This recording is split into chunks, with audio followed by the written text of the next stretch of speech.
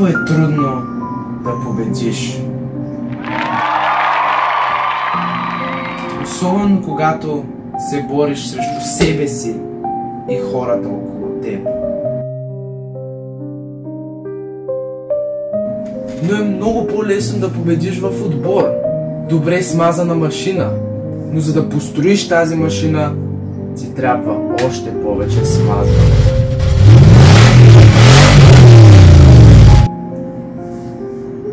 Дали Тошето, Бай Иван и Чичо Ади са достатъчно мазни заедно? Ще разберете в епизод 7 на Коклор.